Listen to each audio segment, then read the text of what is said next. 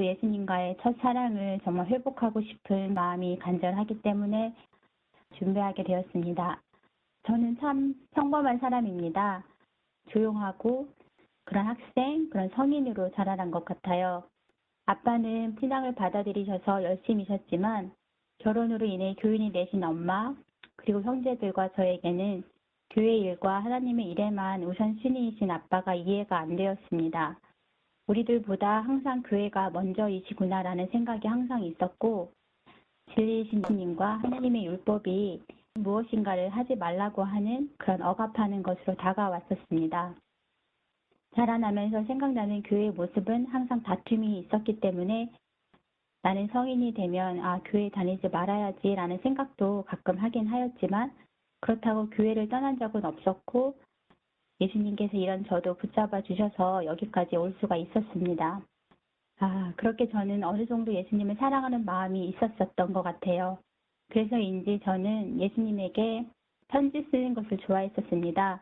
일기를 쓸 때도 예수님께 편지를 쓰고 일하다가 잠깐 시간이 날 때도 쪽지에 예수님께 편지를 많이 썼습니다. 무엇을 알고 쓴 건지 그런 것도 잘 모르지만 그것도 다 성령님의 인도하심이었던 것 같습니다. 편지에 이사 6장 8절의 말씀인 주께서 이르시되 누가 우리를 위하여 갈고 하시니 그때 내가 이르되 내가 여기 있나이다 나를 보내소서. 정말 이 말씀 내가 여기 있나이다 나를 보내소서라고 하는 말씀을 좋아하고 그 말씀을 편지나 쪽지에 자주 적었던 기억도 납니다. 그리고 어려서부터 사람들 사이에 눈에 뜨는 건 없던 저였지만 그래도 항상 들었던 말은 착하다는 말이었습니다. 그래서 저는 착하고 경호 바른 사람, 또 당연히 교인으로서 구원받은 사람이라고 믿고 있었습니다. 그러다가 25살에 열심히 일하면 기회와 성공이 보장된다는 아메리칸 드림으로 연고지라고는 이제 막 어학연수를 마치고 결혼한 친구 한 명밖에 모르는데 배낭 하나, 캐리어 하나, 그리고 700불을 가지고 한 달간 미국 간호사 시험과 여행을 목적으로 왔다가 다시 한국에 들어가면 미국에 다시 못 올 것 같아서 미국에 정착을 하기로 했습니다. 미국에서 간호사로 취업하여 영주권을 받으면 돈도 벌고 또 그 이후에는 내가 정말 원하는 공부를 더 할 수 있을 거라는 희망으로 영주권을 신청하게 되었습니다. 그 과정을 자세히 이야기하면 너무나 길어서 할 수는 없지만 제 인생의 가장 어려운 시점들이 이때부터 시작되었습니다. 저의 이민법에 대한 무지로 인하여 온갖 어려움을 겪게 되었습니다. 첫 단추를 잘못 끼우면 끝까지 잘못되는 것처럼 저의 인생이 그렇게 되어져 갔고 무엇보다도 영주권을 신청하기 전에 해결해야 할 일들을 하지 못하고 한 번도 아닌 여러 번 영주권을 신청하면서 문제는 엄청나게 커지게 되었습니다. 그런데도 주위에서는 그래도 누구누구는 받았대요. 가끔 어쩌다가 서류가 미비한 케이스가 있지만 운이 좋으면 영주권을 받으니까 한 번만 더 트라이 해보자라고 하는 그런 주위 사람들의 말과 또 브로커의 말에 또다시 시도하고 또 거절당하고 지나고 보니 저를 속였던 이 상황들이 영적인 삶에도 똑같이 적용되었습니다. 사단이 함정에 빠뜨려 우리에게 하는 말, 이렇게 해도 하늘 시민권을 얻을 수 있어 괜찮아 하며 속이는 말들요. 우선 영주권 서류를 넣으면 워킹 퍼밋이 나와서 그로 인해 병원에서 간호사로 일할 수가 있었습니다. 원하던 직장도 얻었고 차도 사고 나중에는 내 이름으로 된 아파트까지 샀지만 언제나 문제는 이 영주권이었습니다. 모래 위에 지은 집처럼 예수님 없이 저의 삶은 겉모습만 거품이었습니다. 이번에는 되겠지. 나 하나님 믿으니까, 예수님 사랑하니까 남에게 욕도 안 하고 그렇게 산 착한 사람이니까 경호 바른 사람인데 이번에는 나의 기도를 들어주실 거야 라고 하는 헛된 소망 속에서 38년 된 병자가 베데스다 옆에서 헛된 소망을 가지고 마지막 힘까지 소진되어져 갔던 그 모습처럼 저의 영혼도 몸도 그렇게 망가져가고 있었습니다. 기도를 하지만 마음속 깊은 곳에서는 여전히 여러 의문이 들었습니다. 과연 하나님은 살아계실까? 한 번도 그분의 존재를 의심해 본 적은 없는데 분명히 존재하시는데 그거 믿어 의심치 않는데 그럼 하나님은 날 사랑하실까? 그걸 잘 모르겠다였습니다. 정말 날 사랑하신다면 지금 어디에 계실까? 나 이렇게 힘든데 내 곁에 계심이 전혀 느껴지지 않는데 그럼 내가 뭐 잘못해서 벌 받는 걸까? 예수님 저 그렇게 예수님한테 편지도 쓰고 했었잖아요. 그럼에도 느껴지는 하나님의 침묵은 참으로 힘들었습니다. 왜 나의 기도는 응답이 없을까? 교회 다니는 나의 기도는 왜 응답이 없는 거지? 질문들이 수없이 생각나고 많이 울었습니다.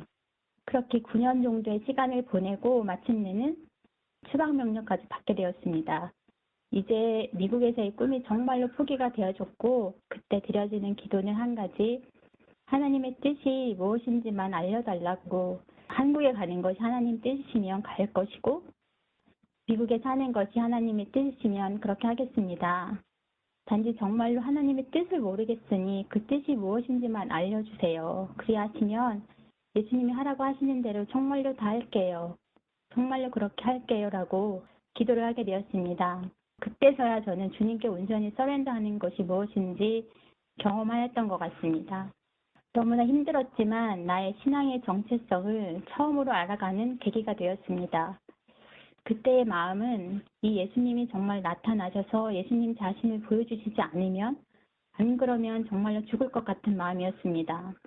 예수님이 만나주지 않는다면 제 인생에 살아갈 이유도 의미도 목적도 없다고 생각했습니다. 그래서 지금 생각하면 이 가장 암담했던 시간들이 저의 인생에서는 가장 감사한 시간들이었습니다. 마태복음 5장 5절의 말씀인 심령이 가난한 자는 복이 있나니 천국이 그들의 것이니요. 이 말씀이 무엇인지 이렇게 알려주셨습니다. 하나님을 안다고 살았었지만 몰랐던 저의 삶에 예수님께서는 그렇게 찾아오셨고 그저 나면서부터 신앙인이었고 신뢰도 받았기에 당연히 예수님과 관계가 있으며 당연히 구원받은 물에 속해 있다고 믿었던 저에게 이제서야 예수님과의 언약이 맺어지게 되었습니다. 호세아 4장 6절의 말씀인 내 백성이 지식이 없으므로 망하는도다 라고 하셨는데 저는 이제껏 하나님을 나의 삶에서 개인적으로 아는 그 지식이 없었습니다. 요한복음 17장 3절에서는 영생은 유일하신 참 하나님과 그의 보내신 자 예수 그리스도를 아는 것입니다 라고 하십니다. 예수 그리스도를 아는 것, 그런데 그 예수님을 제가 몰랐던 것, 그것을 제가 인식하게 된 것, 그것을 안 것이 저의 삶에서 가장 큰 축복이었습니다. 그 후로는 제가 어려서부터 가졌던 의문들이 하나하나 해결이 되었습니다. 무섭게만 느껴졌던 아빠도 교회에서의 분쟁들도 그 문제가 무엇이었으며 그것이 이해하게 되었습니다. 그 후로 기적 같은 작은 일들이 저에게 일어나면서 하나님께서 얼마나 저를 가까이서 사랑하시고 눈동자처럼 지켜주시는지 맛보아 알게 되는 경험들이 일어났습니다. 처음 예수님 만나면서 이제껏 착하고 경험 바른 줄 착각하고 산 저에게 제 삶의 원칙들의 생각들도 바꿔주신 일이 있습니다. 그 과정 중에 예수님께서는 아직 스스로 말씀을 이해하지 못하는 저에게 여러 선생님들을 때에 따라 보내주셔서 말씀을 이해하게 해주셨습니다. 한국에 오신 한 장로님이 세미나 하실 때에 마지막 날에 제가 우연찮게 참석하여 요한계시록 말씀을 듣고 그날 예수님께서는 저를 완전히 성경 말씀으로 돌아오게 해주셨습니다. 아, 세상이 정말로 이렇게 돌아가는구나. 어려서부터 성경을 알았고 예언도 알았다고 생각했지만 몰랐었구나. 그 예언이 이렇게 현실이구나 라는 생각이 들면서 이제부터 내가 살 길은 이 성경을 아는 것, 예수님을 아는 것밖에 없다는 확신이 그날 제 가슴에 새겨져서 비록 쓰러질 수도 있지만 예수님은 절대로 떠날 수 없게 붙잡아 주셨습니다. 비록 이민법에 대한 나의 무지함으로 인해 영주권을 받지 못하였지만은 예수님만은 이 하늘나라의 시민권만은 내가 무지하여 잃어버린 바 되고 싶지 않은 그런 강한 갈망을 성령님이 불러일으켜 주셨습니다. 그런데 그 후로 정말로 신기하게도 그 말씀을 하는 분들의 말씀들이 하나하나 퍼즐처럼 연결이 되어지면서 그대로 믿어지고 마음에 기억되고 사모하고 감동이 되고 그저 하나님이 정말 날 사랑하시는구나, 날 사랑하시는구나 그 감동을 어떻게 마음을 억누를 수가 없게 하셨습니다. 그리하여 처음으로 보여주신 하나님의 뜻을 알게 되었습니다. 하나님의 뜻은 정말 내가 미국에 사는 것도 한국에 가는 것도 아닌 요한복음 17장 3절에 있는 영생은 유일하신 참 하나님과 그의 보내신 자 예수님을 아는 것이었습니다.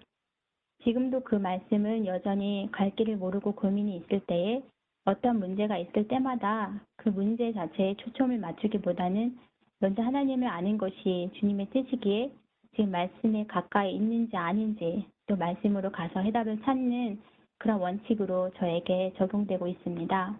당연히 하나님의 깊은 뜻을 제가 다 헤아릴 수는 없지만 너무나 부족하지만 그 세워지신 원칙으로 인해 문제가 있을 때 분별할 수 있게 해주시는 그 하나님께 감사를 드립니다.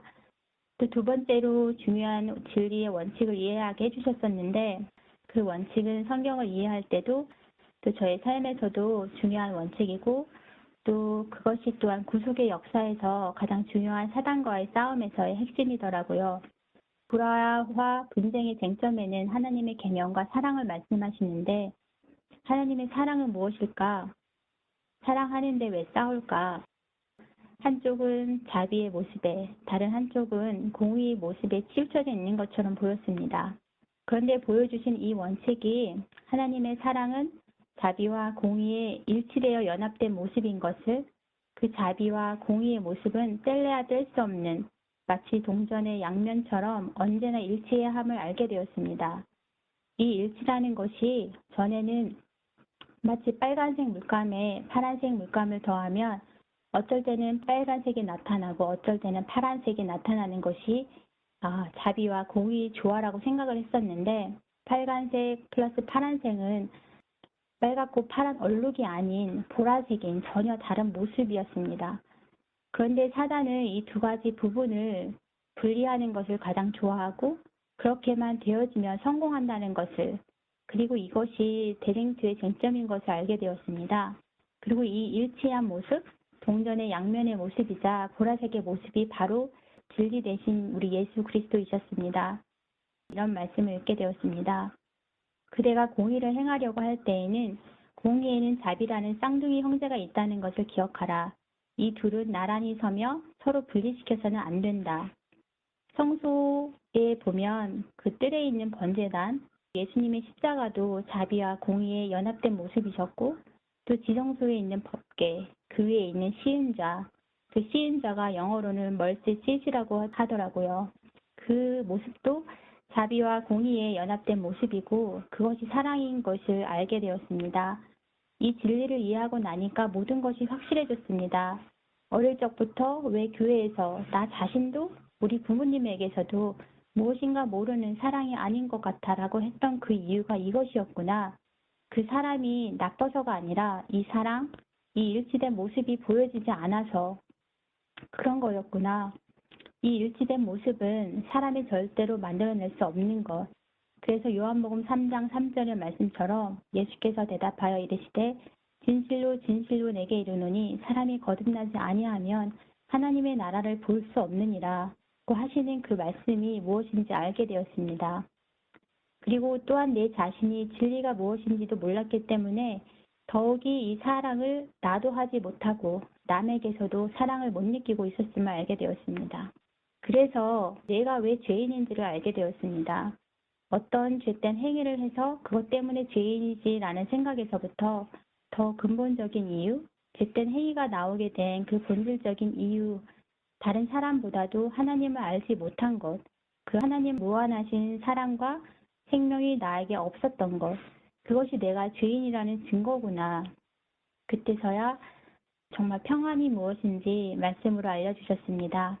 요한복음 14장 27절과 빌립보서 4장 11, 13절 말씀이었는데요. 평안을 너에게 끼치노니 곧 나의 평안을 너에게 주노라. 내가 너에게 주는 것은 세상이 주는 것과 같지 아니하니라. 너희는 마음에 근심하지도 말고 두려워하지도 말라. 내가 궁핍함으로 말하는 것이 아니니라. 어떠한 형편에든지 나는 자족하기를 배웠노니 나는 비천에 처할 줄도 알고 풍부에 처할 줄도 알아. 모든 일, 곧 배부름과 배고픔과 풍부와 궁핍도 처할 줄 아는 일체의 비결을 배우느라. 내가 능력 주시는 자 안에서 내가 모든 것을 할 수 있느니라. 예수님이 약속하신 평안, 세상이 줄 수 없는 평안이었구나. 그랬었구나. 그런데 이제껏 나는 세상이 주는 평안의 환경을, 조건을 바라고 살았구나. 이 평안은 세상이 줄 수 없는 것인데 이제는 환경에 상관없이 평안할 수 있는 예수님이 가슴속 가득 채워졌고 이제까지 저를 사로잡고 있던 헛된 소망으로부터 그 자유함을 맛보아 알게 해주셨습니다. 그 후로는 말씀만 보고 싶고 말씀이 있는 곳은 어디라도 달려가고 싶고 찬미를 불러도 예수님 사진만 보아도 말씀만 듣거나 읽어도 눈물을 주체할 수가 없었습니다. 정말 이 사랑, 이 은혜 어떡하지? 가슴이 터질 듯한 이 충만한 만족감. 아직도 영주권의 문제는 해결되지 않았지만 그것이 저의 행복에 더 이상 조건이 되지 않았습니다. 하나님, 이제는 만족스럽습니다. 저 아무것도 한 거 없는데 어떻게 이런 하나님을 맛보아 알게 되었나요? 주님은 정말로 좋으신 분입니다. 앞으로 이 하나님만 더욱더 알며 살고 싶습니다. 이런 일들이 일어나는 과정 속에서 기적적으로 하나님의 섭리로 남편을 만나 결혼하게 하셨고 또 저의 영주권은 제 스스로 간호사를 통하여서가 아닌 남편과의 결혼을 통하여서만 받을 수 있다고, 우리의 구원도 내 스스로 어떠한 것을 이룰 수 없지만 오직 우리의 참된 신랑 대신 예수님으로만 구원받을 수 있다는 것을 실물 교훈으로 가르쳐 주셨습니다. 또 한 가지는요, 제가 여러 번 영주권 신청을 하고 거절당하면서 수락 명령이 내리기까지 쌓여있던 모든 문제들이 단순히 결혼을 하니까 단번에 해결이 되지 않았습니다. 근본에 뿌리가 박힌 문제들이 하나하나 해결이 되어야 했는데 처음에 변호사를 방문할 때 이런 말을 해주더라고요. 이런 법으로 당신을 구해주고 싶은데 그러면 저 법이 걸리고 저 방법으로 구해주고 싶으면 이 법이 걸리고, 마치 야고보서 2장 10절의 말씀처럼 누구든지 온 율법을 지키다가 그 하나를 범하면 모두 범한 자가 되나니, 이 말씀이 저희 처한 형편이었습니다. 그런데 오직 한 가지 방법이 있는데 그 방법은 내가 법을 아는 자가 아니라 모르는 일반인인데 나를 법적인 문제를 알려주고 가이드해주는 변호사가 잘못 설명해주고 잘못 이해시켜주고 잘못 인도한 것을 증명하는 방법밖에 없다고 하였습니다. 본인도 변호사이시기 때문에 이런 사건을 맡는 건 정말 원하지 않고 쉽지 않은 일이라는 설명을 드리면서 저의 마음에서는 또 대쟁투가 생각이 났습니다. 정말로 대쟁투란 똑같네. 사단은 하나님의 영광을 알면서 하나님을 대적했지만 하와는 사단에게 속아서 선악과를 먹어 하나님과 분리가 되었고 죽을 수밖에 없는 존재가 되었는데, 예수님은 사랑이시니까 자비로우시니까 그저 용서했어 하면 끝나는 문제가 아니라 온 우주 앞에서 그 사실이 증명되어야 함을, 우리의 마음의 주인은 사단이 아닌 예수님인 것이 증명되어야 하는 것을, 사단이 우리를 속인 것을 증명해야 하는구나 라는 생각을 또 주셨습니다. 그렇게 하여 오랜 시간 끝에 저는 미국의 대법원 바로 아래에 있는 세 번째 아래의 법정까지 가서 그 변호사가 변호해 주었고 미국에 온 지 16년 만에 그렇게 저는 영주권을 받게 되었습니다. 하나님께서도 지금 온 우주의 최고의 법정과도 같은 하늘 부자에서 우리의 중보자가 되어주셔서 저희들을 변호하여 주시고 계시기에 꼭 그 사랑을 저희들을 통하여, 하나님의 율법은 사랑이시고 하나님과 함께 할 때에 지킬 수 있는 것임을 증명해 보이실 것이며 구원해 주실 것을 믿습니다. 정말 무지한 어리석은 저를 인도해 주신 하나님의 섭리는 언제나 살아서 저를 말씀으로 또 기도로 인도해 주셨습니다. 이러한 과정에서 제가 하나님과 세상과의 사이에서 선택을 해야 하는 상황들도 있었고 작은 기적들도 있었고 또 하늘의 만나들도 먹게 해주셨습니다. 그 중에 이야기를 하면 결혼 후에 제가 한참 예수님을 배워가는 과정 속에서 성경 공부를 일주일에 3일씩 다녔습니다. 근데 그때가 바로 저희 남편이 직장을 잃은 바로 직후였습니다. 저도 병원에서 그 전에 일을 하다가 신분 문제로 더 이상 일을 할 수가 없었지만 결혼을 한 바로 직후였기 때문에 괜찮았습니다. 그런데 결혼 후 6개월 이후에 남편이 또 직장을 잃게 되었습니다. 그래서 지난 6개월 동안 저는 병원에서 일을 하지 못했었는데 병원에서 연락이 왔습니다. 일하러 오라고. 근데 그 날이 제가 성경 공부 가는 날이었습니다. 내일은 갈 수 없지만 그 다음 날은 갈 수 있는데 그때 가면 안 되겠냐 물어보면 그날은 필요가 없고 그 다음 날만 필요하다고 하였습니다.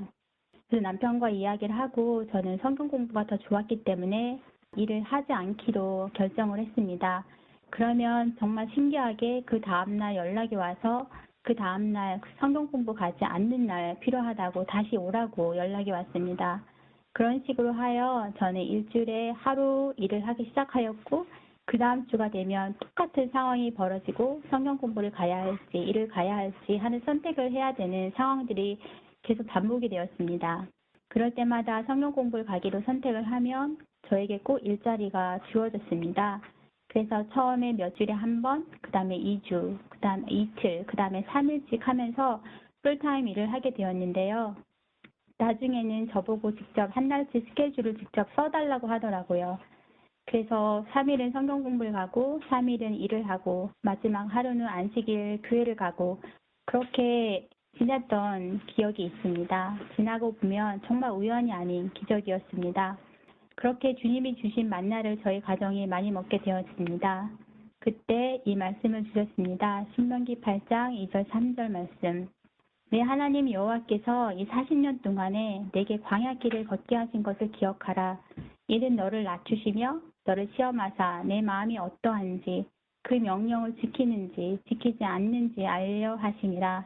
너를 낮추시며 너를 줄이게 하시며 또 너도 알지 못하며 내 조상들도 알지 못하던 만나를 내게 먹이신 것은 사람이 떡으로만 사는 것이 아니요 여호와 입에서 나오는 모든 말씀으로 사는 줄을 내가 알게 하려 하심이니라. 그러면서 이 말씀 앞에 저는 한참을 울었습니다.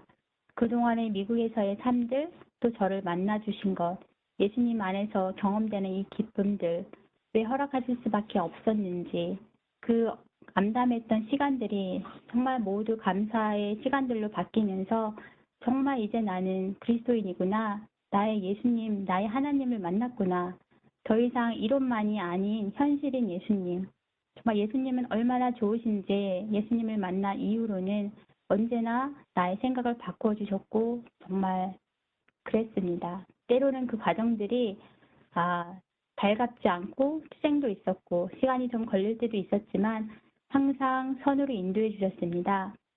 이사야 55장 7절에 악인은 그 길을 불의한 자는 그의 생각을 버리고 여호와께로 돌아오라. 그리하면 그가 긍휼히 여기시리라. 우리 하나님께로 돌아오라. 그가 너를 너그럽게 용서하시리라. 처음 하나님을 만날 때에 이렇게 하나님을 몰라서 내가 옳고 바른 사람이라고 믿었던 그 교만함에서 저를 자유롭게 해주셨는데 지금은 성경을 전보다 좀 더 알고 또 내가 경험이 생기면서 꼭 내가 알고 있는 것이 최고이냐, 내가 만난 예수님이 가장 멋진 경험이냐, 나와 다르게 말하는 사람에 대한 뭔가 불편한 마음들, 사실 많이 알지도 못하면서 그 영적인 교만함이 내 마음속에 나도 모르게 어느 정도 자리 잡고 있음을 보여주시고 계십니다. 그래서 최근에는 또다시 이 신명기 8장 2절 3절 말씀을 말해주고 계십니다. 그동안에 알지도 못했던 그 만나를 주신 경험이 잘난 척하거나 교만해지라고 하신 것이 아니라고, 당연히 누가 뭐라 해도 내 목숨이 잃어버린 바 당한다 해도 흔들리지 않는 그런 개인적 관계를 통한 믿음을 소유하여 하지만 동시에 하나님께서는 진리를 한 사람에게만 다 알려주시지 아니하며 내가 알고 있는 것이 다가 아니라는 것을, 혹시라도 말씀이 성령님이 그 길이 아니야, 잘못 가고 있어 라고 말씀해 주실 때에는 그 진리가 어떠한 모양으로 나타난다 해도 새로 시작할 수 있는 순결한 마음을 소유해야 함을 알려주십니다. 이 영적인 교만이야말로 사단이 가졌던 교만함인 것을 알기에 성령으로 매일 침례주시기를 기도합니다. 나를 겸손하게 만들어주시는 과정들을 통하여 겸손을 내가 배우지 못한다면, 말씀으로만 사는 것이 무엇인지 배우지 못한다면 광야에서 만나를 40년 동안 먹었지만 가나안에 들어가지 못했던 선조들의 이야기가 곧 나의 이야기일 수도 있음을 알기에 그리 낮춰주셔서 하나님의 입으로 나오는 모든 말씀으로만 사는 법으로 사라지기를 간절히 구합니다. 예수님이 아니면 아무것도 할 수 없음을 더욱더 배워가며 성령의 세미한 소리를 듣고 그 소리에만 반응하며 살고 싶습니다. 인생의 가장 어두운 시기에 찾아오셨던 그 예수님, 지금도 또 다시 찾아오셔서 그 일을 이루어 주시고 계신 것을 이제는 제가 믿고 알기에 감사합니다. 감사합니다.